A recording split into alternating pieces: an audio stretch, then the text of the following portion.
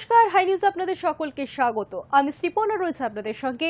আপনারা দেখছেন the world today. শুরুতেই দেখে নেব আজকের হেডলাইন্স।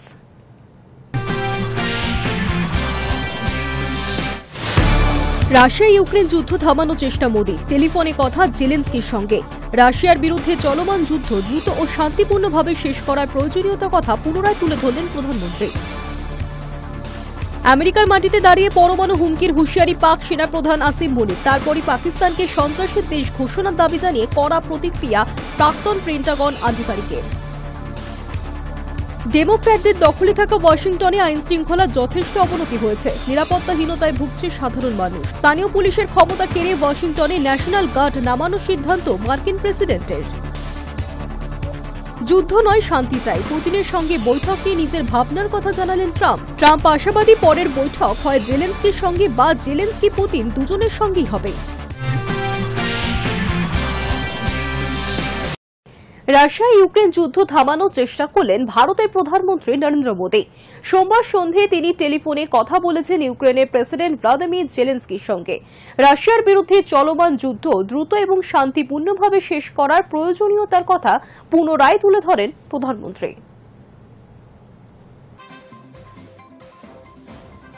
রাশিয়া ইউক্রেন যুদ্ধ থামানোর চেষ্টা আরও একবার করলেন ভারতের প্রধানমন্ত্রী নরেন্দ্র মোদি। সোমবার সন্ধ্যায় তিনি টেলিফোনে কথা বলেন ইউক্রেনের প্রেসিডেন্ট ভ্লাদিমির জেলেনস্কির সঙ্গে। রাশিয়ার বিরুদ্ধে চলমান যুদ্ধ দ্রুত এবং শান্তিপূর্ণভাবে শেষ করার প্রয়োজনীয়তার কথা পুনরায় তুলে ধরেন প্রধানমন্ত্রী। এক্স হ্যান্ডেলে দেওয়া সংক্ষিপ্ত বার্তায় মোদি লেখেন, শান্তি প্রতিষ্ঠায় সম্ভব সব ধরনের অবদান রাখতে ভারত প্রতিশ্রুতিবদ্ধ। অন্যদিকে জেলেনস্কি নিজের সোশ্যাল মিডিয়া পোস্টে বিস্তারিত এই আলাপচারিতার কথা জানান। তিনি উল্লেখ করেন, রাশিয়া এখনও ইউক্রেনে হামলা চালাচ্ছে। বিশেষ করে রবিবার জাপোরিজিয়ায় একটি বাস স্টেশনে হামলার ঘটনায় বহু মানুষ আহত হওয়ার বিষয়টি তিনি মোদিকে জানিয়েছেন। আলোচনায় উঠে আসে সাম্প্রতিক শান্তি আলোচনায় ইউক্রেনের অনুপস্থিতির প্রসঙ্গ। গত শুক্রবার আলাস্কায় রাশিয়ার প্রেসিডেন্ট ভ্লাদিমির পুতিন এবং মার্কিন প্রেসিডেন্ট ডোনাল্ড ট্রাম্পের মধ্যে এই বৈঠক হয়। উল্লেখযোগ্যভাবে বৈঠকের স্থান হিসেবে বেছে নেওয়া হয় এমন একটি জায়গা যা রাশিয়া ওয়াশিংটনের কাছে বিক্রি করেছিল।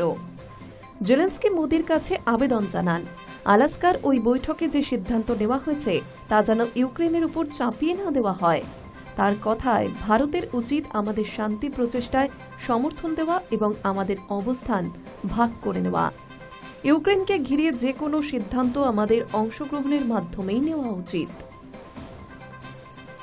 দুই দেশের এই শীর্ষ নেতাদের আলাপচারিতা এমন এক সময় হচ্ছে যখন ইউক্রেনের যুদ্ধ পরিস্থিতি আরও জটিল হয়ে উঠছে এবং আন্তর্জাতিক পর্যায়ে কূটনৈতিক সমাধানের নানা প্রচেষ্টা চলছে। এর আগে একাধিকবার নরেন্দ্র মোদি ইউক্রেন এবং রাশিয়ার রাষ্ট্রনেতার সঙ্গে কথা বলেছিলেন, তবে জেলেনস্কি বা ভ্লাদিমির পুতিন কেউই যুদ্ধ পরিস্থিতি থেকে সরে আসেননি। এখন দেখার, এই আলোচনার পর আদতে সার্বিক পরিস্থিতির কোনো পরিবর্তন হয় কিনা। Hi news network.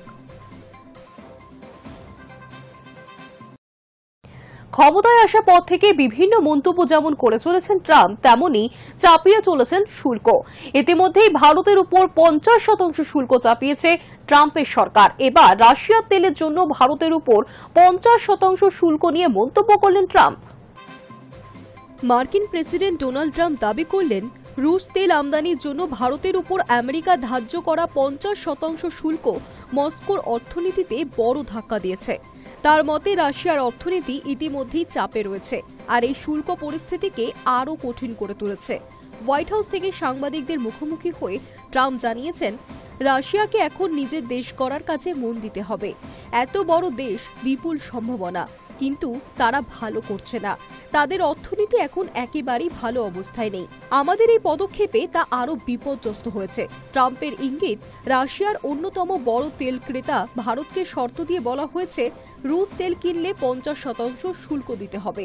এটাই ছিল মস্কোর জন্য বড় আঘাত। কয়েকদিন আগেই ট্রাম্প দিল্লি ও মস্কোর অর্থনীতিকে মৃতপ্রায় বলে কটাক্ষ করেছিলেন। মার্কিন প্রশাসন ভারতের উপর 25% প্রতিশোধমূলক শুল্ক চাপিয়েছে। সঙ্গে রুশ তেল আমদানিতে আরও 25% বাড়তি কর। ফলে মোট শুল্কের হার দাঁড়িয়েছে 50%। ট্রাম্পের দাবি তার শুল্ক নীতি শুধু আমেরিকার রাজস্ব আয় বাড়ায়নি, বরং 5টি বড় সংঘাত মিটিয়েছে। উদাহরণ হিসেবে তিনি উল্লেখ করেছেন ভারত, পাকিস্তান, আজারবাইজান, আর্মেনিয়ার মতো দীর্ঘস্থায়ী বিরোধ। তিনি জানিয়েছেন শুল্ক আমাদের শুধু টাকা দেয় না, শত্রুদের উপরও বিরাট প্রভাব ফেলে। রাশিয়ার সঙ্গে স্বাভাবিক বাণিজ্য সম্পর্কের সম্ভাবনা নিয়ে প্রশ্নের উত্তরে ট্রাম্প জানান, মস্কো যদি যুদ্ধের পথ ছেড়ে ব্যবসায় মন দেয় তবেই সম্পর্ক উন্নতির সুযোগ থাকবে। রাশিয়ার কাছে মূল্যবান জমি আছে, যদি পুতিন ব্যবসায় মন দেন যুদ্ধ নয় তাহলে সব সম্ভব, মন্তব্য তার। রাশিয়া ইউক্রেন যুদ্ধ নিয়ে ট্রাম্প জানিয়েছেন খুব শীঘ্রই পুতিনের সঙ্গে বৈঠক হবে। বৈঠকে প্রথম 2 মিনিটেই বুঝে যাব শান্তি চুক্তি সম্ভব কিনা। Hi news network. যুদ্ধ নয়, শান্তি চাই, পুতিনের সঙ্গে বৈঠক নিয়ে নিজের ভাবনার কথা জানালেন ট্রাম্প। লুকোলেন না জেলেনস্কির উপর অসন্তোষ। ডোনাল্ড ট্রাম্প আশাবাদী পরের বৈঠক হয় জেলেনস্কির সঙ্গে বা জেলেনস্কি বা পুতিন দুজনের সঙ্গেই হবে। মার্কিন প্রেসিডেন্ট জানিয়েছেন, যদি তাদের আমাকে প্রয়োজন হয় অবশ্যই আমি থাকব। যুদ্ধ শেষ করাই লক্ষ্য। আগামী 15 আগস্ট রাশিয়ার প্রেসিডেন্ট ভ্লাদিমির পুতিনের সঙ্গে গঠনমূলক বৈঠকের আশা করছেন মার্কিন প্রেসিডেন্ট ডোনাল্ড ট্রাম্প। শুধু তাই নয়, আলাস্কায় পুতিনের সঙ্গে বৈঠকের পর ইউক্রেনের প্রেসিডেন্ট ভ্লাদিমির জেলেনস্কির সঙ্গেও কথা বলার ইচ্ছা প্রকাশ করলেন তিনি। তবে তার উপর যে তিনি সন্তুষ্ট নন তাও জানালেন ট্রাম্প। সোমবার হোয়াইট হাউসে এক সাংবাদিক বৈঠকে পুতিনের সঙ্গে বৈঠক নিয়ে জানতে চাওয়া হয় ট্রাম্পের কাছে। প্রসঙ্গ উঠতেই মার্কিন প্রেসিডেন্ট বলেন, আমি ভ্লাদিমির পুতিনকে বলতে যাচ্ছি যে আমাদের এই যুদ্ধ শেষ করতে হবে। উনিও আমার সঙ্গে কোনো সংঘাতে জড়াতে যাচ্ছেন না। ট্রাম্প এও জানান, পুতিনের সঙ্গে বৈঠকের পর জেলেনস্কির এবং অন্য ইউরোপীয় নেতাদের সঙ্গেও যোগাযোগ করতে পারেন। ট্রাম্পের কথায়, মনে হয় ওদের অর্থাৎ ইউরোপীয় নেতার সকলের সঙ্গেই আমার একটা দারুণ সম্পর্ক রয়েছে। আমি জেলেনস্কির সঙ্গেও কথা বলবো। ট্রাম্প আশাবাদী পরের বৈঠক হয় জেলেনস্কির সঙ্গে বা জেলেনস্কি পুতিন দুজনের সঙ্গেই হবে। মার্কিন প্রেসিডেন্ট বলেন, যদি তাদের আমাকে প্রয়োজন হয় অবশ্যই আমি থাকব। তারপরেই ট্রাম্প বলেন, আমি জেলেনস্কির সঙ্গে সব বিষয় মানিয়ে নিই, কিন্তু তিনি যা করেছেন তার সঙ্গে আমি কখনোই একমত নই। উল্লেখ্য, শুক্রবার ট্রাম্প জানিয়েছিলেন রাশিয়া এবং ইউক্রেনের শান্তি চুক্তিতে অন্তর্ভুক্ত হতে পারে জমি ছাড়ার প্রসঙ্গটি। সেক্ষেত্রে রাশিয়াকে কিছু এলাকা ছেড়ে দেবে ইউক্রেন, কিন্তু মার্কিন প্রেসিডেন্টের সঙ্গে সহমত পোষণ করেননি জেলেনস্কি। শনিবার জেলেনস্কি স্পষ্ট করে দেন, এই প্রস্তাবে সায় নেই তার। ইউক্রেন প্রেসিডেন্ট বলেন, আমাদের বিরুদ্ধে কোনো সিদ্ধান্ত নেওয়া হলে কিংবা ইউক্রেনকে ছাড়াই কোনো সিদ্ধান্ত নেওয়া হলে তা শান্তি প্রক্রিয়াকে বিঘ্নিত করবে। জেলেনস্কির এই কথায় অসন্তুষ্ট ট্রাম্প। তিনি এই প্রসঙ্গে জেলেনস্কির উদ্দেশ্যে বলেন, যুদ্ধে কি সবাইকে হত্যা করার অনুমোদন রয়েছে, কিন্তু জমি বিনিময়ের জন্য তার অনুমোদনের প্রয়োজন। ট্রাম্প স্পষ্ট করেছেন যে তিনি যুদ্ধবিরতি চান, তবে রাশিয়ার সঙ্গে শান্তি চুক্তিটি গ্রহণ বা প্রত্যাখ্যান করা পুরোটাই নির্ভর করবে ইউক্রেনের উপর। মার্কিন প্রেসিডেন্ট আরও স্পষ্ট করে দেন যে আলাস্কায় পুতিনের সঙ্গে তিনি কোনো চুক্তি করতে যাচ্ছেন না। তার কথায়, চুক্তি করা আমার উপর নির্ভর করে না, তবে আমি মনে করি উভয়েরই উচিত একটি শান্তি চুক্তি করা। High news network. 2024 সালে সবথেকে বেশি খুন আমেরিকার রাজধানী শহরেই, জানালো হোয়াইট হাউস। দিল্লি এবং ইসলামাবাদ কত নম্বরে রয়েছে? 2024 সালে বিশ্বের মধ্যে সবথেকে বেশি খুন হয়েছে আমেরিকার রাজধানী শহর ওয়াশিংটন ডিসিতে, রিপোর্ট দিয়ে জানালো হোয়াইট হাউস। মার্কিন প্রশাসনের দেওয়া তালিকায় রয়েছে দিল্লি এবং ইসলামাবাদের উল্লেখ। 2024 সালে বিশ্বের মধ্যে সবচেয়ে বেশি খুন হয়েছে আমেরিকার রাজধানী শহর ওয়াশিংটন ডিসিতে, রিপোর্ট দিয়ে জানালো হোয়াইট হাউস। মার্কিন প্রশাসনের দেওয়া তালিকায় রয়েছে দিল্লি এবং ইসলামাবাদের উল্লেখ। সংবাদ সংস্থা পিটিআই এর প্রতিবেদন অনুযায়ী হোয়াইট হাউস জানিয়েছে, কলম্বিয়ার বোগোটা, মেক্সিকোর মেক্সিকো সিটিকেও ছাপিয়ে গিয়েছে ওয়াশিংটন ডিসি। সেখানে প্রতি 1 লক্ষ জনসংখ্যার মধ্যে 27.54 জন খুন হয়েছেন 2024 সালে। সেই জায়গায় দাঁড়িয়েছে বোগোটায় খুনের ঘটনার হার 15.1, মেক্সিকো সিটিতে 10.6। চতুর্থ নম্বরে রয়েছে ইসলামাবাদ, সেখানে খুনের ঘটনার হার 9.2। ভারতের নয়াদিল্লি 7 নম্বরে, প্যারিস 6 নম্বরে এবং লন্ডন 8 নম্বরে। ঘটনাচক্রে এই রিপোর্ট প্রকাশ্যে আসার পরেই ওয়াশিংটন ডিসিতে ন্যাশনাল গার্ড মোতায়েনের সিদ্ধান্ত নিয়েছেন মার্কিন প্রেসিডেন্ট ডোনাল্ড ট্রাম্প। সমাজ মাধ্যমে তিনি লিখেছেন, আজই রাজধানীকে সন্ত্রাসমুক্ত করা হবে, সাধারণ মানুষকে নৃশংসভাবে খুনের দিন শেষ। High news network. ডেমোক্র্যাটদের দখলে থাকা ওয়াশিংটনে আইন শৃঙ্খলার যথেষ্ট অবনতি হয়েছে। নিরাপত্তাহীনতায় ভুগছেন সাধারণ মানুষ। এবার এর জেরেই স্থানীয় পুলিশের ক্ষমতা কেড়ে ওয়াশিংটনে ন্যাশনাল গার্ড নামানোর সিদ্ধান্ত নেওয়া হয়েছে। মার্কিন প্রেসিডেন্ট ডোনাল্ড ট্রাম্পের নির্দেশে রাজধানী ওয়াশিংটনে নামতে চলেছে ন্যাশনাল গার্ড। ট্রাম্পের দাবি, ডেমোক্র্যাটদের দখলে থাকা এই রাজ্যে আইন শৃঙ্খলার যথেষ্ট অবনতি হয়েছে। নিরাপত্তাহীনতায় ভুগছে সাধারণ মানুষ। এর জেরেই স্থানীয় পুলিশের ক্ষমতা কেড়ে ওয়াশিংটনে ন্যাশনাল গার্ড নামানোর সিদ্ধান্ত নেওয়া হয়েছে বলে জানিয়েছে মার্কিন প্রেসিডেন্ট। কিন্তু হিসাব বলছে 2024 সালে আমেরিকার এই রাজ্যে অপরাধের হার 30 বছরের মধ্যে সর্বনিম্ন।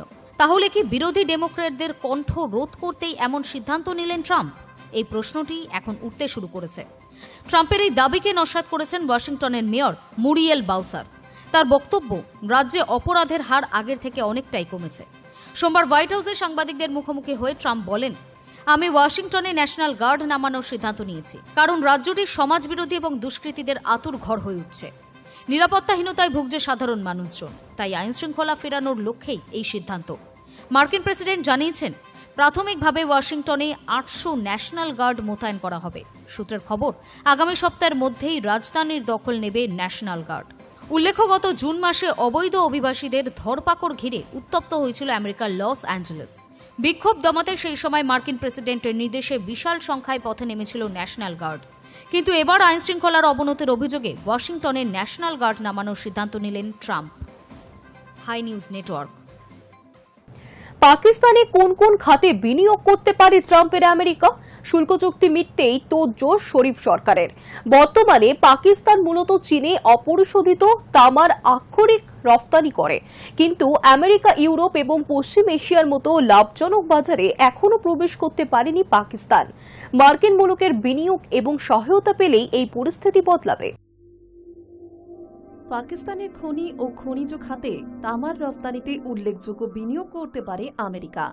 সাম্প্রতিক দ্বিপাক্ষিক শুল্ক চুক্তির পর এমনটাই আশা করছে পাকিস্তান সরকার। পাক সংবাদ মাধ্যম ডনের একটি প্রতিবেদন সূত্রে খবর, জাতীয় পরিষদে একটি রিপোর্ট জমা দিয়ে পাক বাণিজ্য মন্ত্রী জাম কামাল খান জানিয়েছেন যে পারস্পরিক শুল্ক নিয়ে আমেরিকার সঙ্গে আলোচনার সময় পরিশোধিত তামা সহ অন্যান্য খনিজ পদার্থে বিনিয়োগের আগ্রহ দেখিয়েছে মার্কিন মুলুক। কামালের দাবি, আগে পাকিস্তান থেকে তামা, লোহা, ইস্পাত এবং অ্যালুমিনিয়াম আমদানির উপর 50% শুল্ক আরোপ করেছিল আমেরিকা। কিন্তু পরে পরিশোধিত তামা এই শুল্কবান থেকে অব্যাহতি দেওয়া হয়। একে ইঙ্গিতবহ বলেই মনে করছে পাকিস্তান। মন্ত্রীর কথায়, পাকিস্তান প্রচুর পরিমাণে খনিজ সম্পদে সমৃদ্ধ। খনিজ তামার নিরিখে বিশ্বে 5ম স্থানে রয়েছে ভারতের প্রতিবেশী দেশ। তাছাড়া বিশ্বজুড়ে প্রযুক্তি ক্ষেত্রে অগ্রগতিতে, বিশেষত পুনর্নবীকরণযোগ্য শক্তি এবং বৈদ্যুতিক যানবাহন তৈরিতেও তামা একটি গুরুত্বপূর্ণ উপাদান। ফলে বিশ্বের ব্যাপক চাহিদাও রয়েছে। অদূর ভবিষ্যতে তামার চাহিদা আরও বৃদ্ধি পাবে।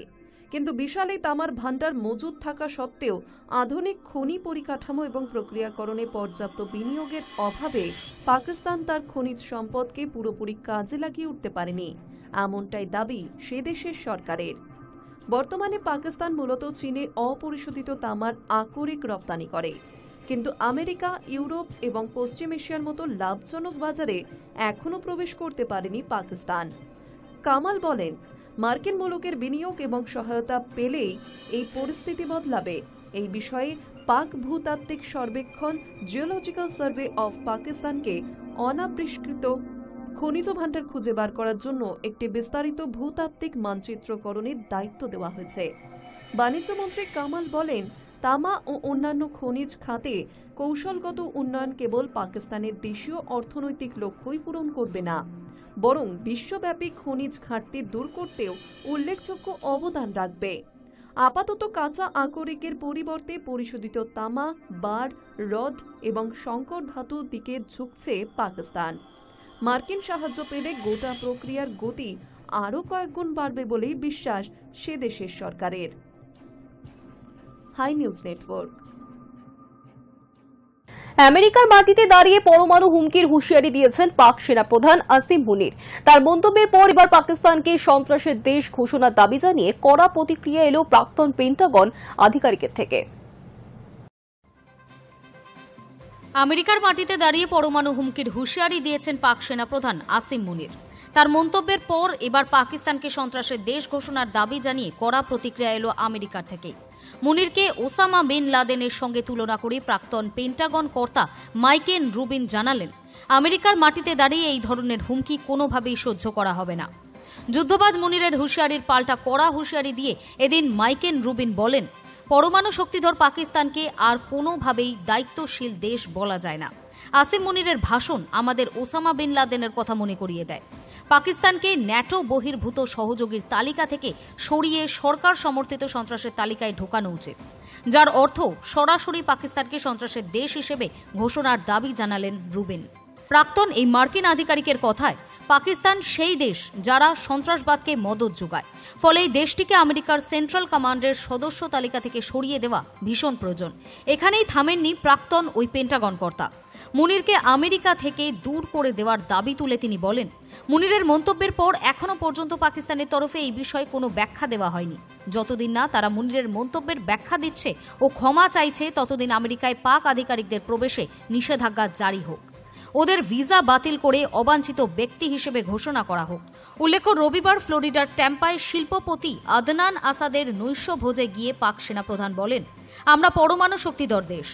যদি মনে হয় আমরা ধ্বংসের পথে এগোচ্ছি, তবে অর্ধেক বিশ্বকে সঙ্গে নিয়ে আমরা ধ্বংস হব। ভারতের নাম না করলেও এই হুঁশিয়ারি ভারতকেই দিয়েছেন মুনির, এমনটাই মত বিশ্লেষকদের। পেহেলগাঁও হামলার পর থেকেই একাধিকবার পরমাণু যুদ্ধের হুঙ্কার দিয়েছেন পাকিস্তানের একাধিক নেতা। তবে এই প্রথম আমেরিকার মাটি থেকে তৃতীয় কোনো দেশের বিরুদ্ধে পরমাণু হামলার হুমকি দেওয়া হলো। মুনিরের এই মন্তব্যের পাল্টা নয়াদিল্লি জানায়, পড়শি দেশের এমন বার্তা কেবল ভারত নয়, গোটা বিশ্বের নিরাপত্তা নিয়েই প্রশ্ন তুলে দেবে। পাকিস্তানের হাতে পরমাণু অস্ত্র থাকা নিয়েও উদ্বেগ বাড়বে এই মন্তব্যের ফলে। নাম প্রকাশে অনিচ্ছুক এক সরকারি আধিকারিকের মতে, গোটা পৃথিবীর দেখা উচিত পাকিস্তান কিভাবে সারা দুনিয়ার শান্তি বিঘ্নিত করতে চাইছে। Hi news network. শুল্ক যুদ্ধ ফের এক দফা এড়িয়ে গেল আমেরিকা এবং চীন।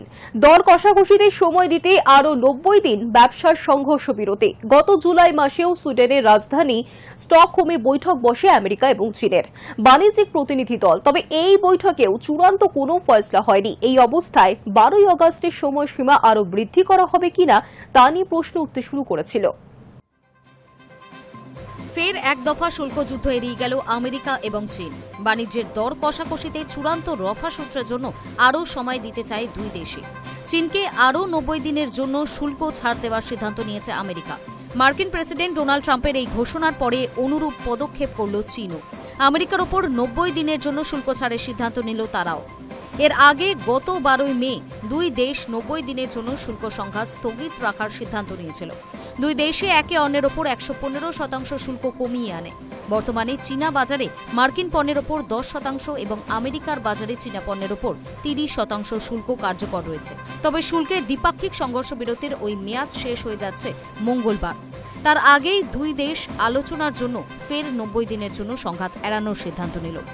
গত এপ্রিল মাসে ট্রাম্পের নতুন শুল্ক নীতি ঘোষণার পর থেকেই আমেরিকা এবং চীনের মধ্যে বাণিজ্য সংঘাত শুরু হয়। দুই দেশই একে অন্যের ওপর শুল্ক চাপাতে শুরু করে, যদিও শুরুটা হয়েছিল ব্যথা নিরাময়ের ওষুধ ফেন্টানাইলকে কেন্দ্র করে। ট্রাম্পের অভিযোগ ছিল আমেরিকার বাজারে নিষিদ্ধ এই ওষুধটি চীন থেকে তাদের দেশে প্রবেশ করছে, তার জন্য শুল্কও চাপান চীনা পণ্যের ওপর। পরে এপ্রিলে নয়া শুল্ক নীতির সময় তা আরও বৃদ্ধি পায়। শুল্কে প্রত্যাঘাত করে বেজিংও। দফায় দফায় দুই দেশে একে অন্যের ওপর আঘাত এবং প্রত্যাঘাত চালাতে থাকে। এক পর্যায়ে চীনা পণ্যের ওপর মার্কিন শুল্কের পরিমাণ বাড়িয়ে 145% করে দেওয়া হয়। পাল্টা চীনও 125% শুল্ক চাপায় মার্কিন পণ্যে। তবে এই উত্তেজনা প্রশমিত হওয়ার আভাস মেলে গত মে মাসেই। মের শুরুতে সুইজারল্যান্ডের জেনেভায় দুই দেশের উচ্চপদস্থ কর্তারা নিজেদের মধ্যে বৈঠকে বসেন। ওই বৈঠকের পরেই শুল্কযুদ্ধে সাময়িক ইতি টানার সিদ্ধান্ত নেয় আমেরিকা এবং চীন। তার কিছুদিনের মধ্যেই 12 মে দুই দেশ 90 দিনের জন্য শুল্ক সংঘাত স্থগিত রাখার এবং বাণিজ্যিক সমঝোতা নিয়ে আলোচনা শুরু করে। এরপরে গত জুন মাসেও ট্রাম্প সমাজ মাধ্যমে দাবি করেন তিনি চীনের সঙ্গে চুক্তি সেরে ফেলেছেন। তবে সেই বিষয়ে বিস্তারিত কোনো তথ্য প্রকাশ্যে আসেনি। ট্রাম্পের এই দাবির পরেও দেখা যায় দুই দেশের বাণিজ্য প্রতিনিধিরা আলোচনায় বসছেন। High news network. ইসলামাবাদের শত্রু বালুচ লিবারেশন আর্মিকে জঙ্গি তকমা ওয়াশিংটনের। আসিম মুনির আমেরিকা সফরের সময় ঘোষণা, বালুচিস্তান প্রদেশের বিভিন্ন প্রান্তে ধারাবাহিকভাবে পাকিস্তানি সেনা এবং নিরাপত্তা বাহিনীর সঙ্গে সংঘর্ষ চালিয়ে যাচ্ছে বালুচ বিদ্রোহী গোষ্ঠী। গত মঙ্গলবার রাতেও বালুচিস্তানের নৌশিক জেলায় বিএলএর বিদ্রোহীদের হামলায় নিহত হন এক মেজর সহ 3 পাক সেনা। বালুচ বিদ্রোহী গোষ্ঠী বালুচিস্তান লিবারেশন আর্মিকে বিদেশি জঙ্গি সংগঠন বলে ঘোষণা করল আমেরিকা। বিএলএর সহযোগী মজিদ ব্রিগেডকেও জঙ্গি গোষ্ঠী হিসেবে তালিকাভুক্ত করেছে মার্কিন প্রশাসন। সোমবার এক বিবৃতিতে এই কথা জানিয়েছে মার্কিন বিদেশ সচিব মার্কো রুবিও।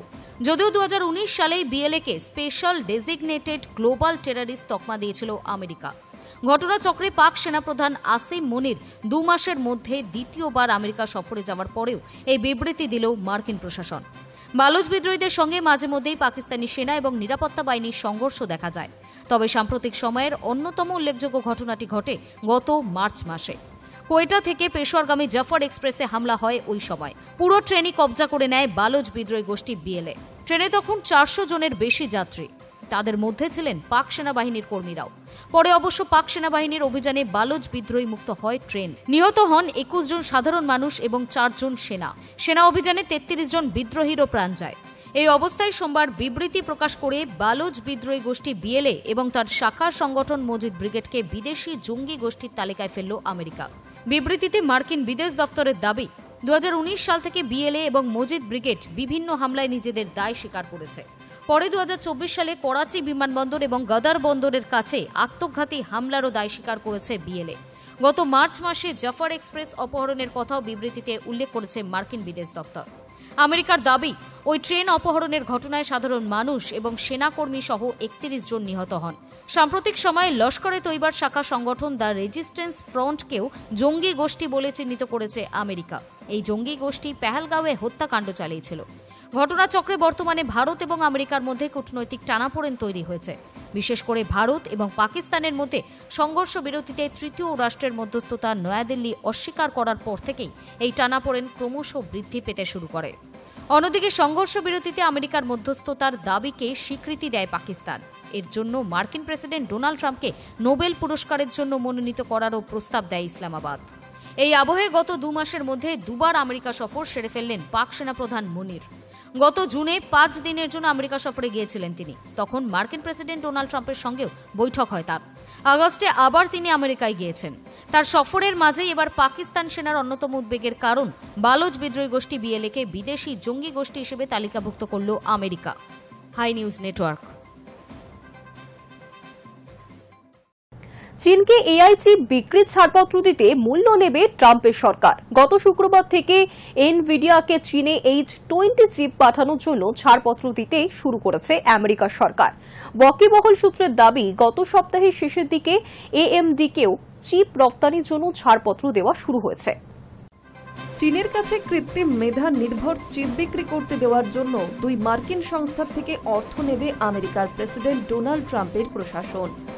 মার্কিন সংবাদ মাধ্যম ওয়াল স্ট্রিট জার্নাল অনুসারে এনভিডিয়া এবং অ্যাডভান্সড মাইক্রো ডিভাইসেস 2 সংস্থার সঙ্গে এমন চুক্তি হয়েছে ট্রাম্প সরকারের। চীনে এআই চিপ বিক্রি করে যা লাভ হবে তার 15% ট্রাম্প প্রশাসনকে দেবে তারা। ঘটনা পরম্পরা সম্পর্কে ওয়াকিবহল সূত্র মারফত এই প্রতিবেদনে বলা হচ্ছে, H20 এআই চিপ চীনে রপ্তানি করার ছাড়পত্র দেওয়ার জন্য এনভিডিয়ার সঙ্গে একটি চুক্তি করছে ট্রাম্প প্রশাসন। চুক্তির আওতায় চীনে ওই চিপ বিক্রি করে সংস্থা যা লাভ করবে তার 15% পাবে মার্কিন প্রশাসন। অনুমান করা হচ্ছে এর থেকে কোটি কোটি ডলার আয় করতে পারে ট্রাম্প সরকার। ওই সূত্রের দাবি, অপর মার্কিন সংস্থা AMDকেও MI308 চিপ চীনে বিক্রি করার ছাড়পত্র দিতে একই রকমের শর্ত চাপানো হয়েছে। 2 সংস্থায় এই শর্তে রাজি হয়েছে বলে জানিয়েছে ওয়াল স্ট্রিট জার্নাল। যদিও চুক্তির বিষয়ে বিস্তারিত তথ্য এখনো প্রকাশ্যে আসেনি। গত শুক্রবার থেকে এনভিডিয়াকে চীনে H20 চিপ পাঠানোর জন্য ছাড়পত্র দিতে শুরু করেছে আমেরিকার সরকার। ওয়াকিবহল সূত্রের দাবি, গত সপ্তাহের শেষের দিকে AMDকেও চিপ রপ্তানির জন্য ছাড়পত্র দেওয়া শুরু হয়েছে। বস্তুত আমেরিকা এবং চীনের মধ্যে শুল্ক যুদ্ধের আবহে গত এপ্রিল থেকে H-20 এবং MI-308 চিপ রপ্তানি বন্ধ করে দেওয়া হয়েছিল। এনভিডিয়া সিইও জেনসেন হুয়াং তখন থেকেই দুই দেশের আধিকারিকদের সঙ্গে আলোচনা শুরু করেছিলেন। ঘটনাচক্রে রবিবারই এনভিডিয়া এক বিবৃতিতে জানিয়েছে, আন্তর্জাতিক বাজারে ব্যবসার জন্য তারা আমেরিকার সরকারি বিধি মেনেই চলে। গত কয়েক মাস ধরে চীনে H-20 চিপ যে রপ্তানি হয়নি সে কথাও বিবৃতিতে জানিয়েছে ওই সংস্থা। তারা আশা করছে নতুন রপ্তানি বিধি চীন তথা বিশ্বব্যাপী প্রতিযোগিতা করার পথ খুলে দেবে আমেরিকাকে। বস্তুত গত সপ্তাহেই আমেরিকার প্রেসিডেন্ট ট্রাম্পের সঙ্গে বৈঠক হয় এনভিডিয়া সিইও। ওই বৈঠকের পরে রাজস্ব চুক্তির বিষয়টি প্রকাশ্যে আসে। রপ্তানির ছাড়পত্র দেওয়ার জন্য কোনো সংস্থা থেকে মূল্য নেওয়ার ঘটনা আমেরিকায় সচরাচর দেখা যায় না। ট্রাম্প সরকারের এই সিদ্ধান্তে সমালোচনাও শুরু হয়েছে। আমেরিকার জাতীয় নিরাপত্তা নিয়ে উদ্বিগ্ন একাংশের আশঙ্কা, এই ছাড়পত্রের ফলে কৃত্রিম মেধা এবং সামরিক শক্তির দিক থেকে চীন আরও বেশি প্রযুক্তি সমৃদ্ধ হয়ে উঠতে পারে। যদিও এনভিডিয়ার দাবি, আমেরিকার প্রতিপক্ষ দেশগুলির কাছে তারা খুব বেশি পরিমাণে চিপ বিক্রি করে না। আবার মার্কিন আধিকারিক সূত্রে ওই প্রতিবেদনে বলা হচ্ছে, H-20 বিশ্বের সেরা চিপগুলির মধ্যে অন্যতম নয়, বরং চীনা সংস্থা হুয়াইয়ের প্রতিপক্ষ হিসেবে বিশ্ববাজারে এনভিডিয়াকে তুলে ধরতে চাইছে আমেরিকার সরকার। Hi news network. The world today এখনকার মতো এই পর্যন্তই। দেখতে থাকুন হাই নিউজ, নির্ভীক নিরপেক্ষ।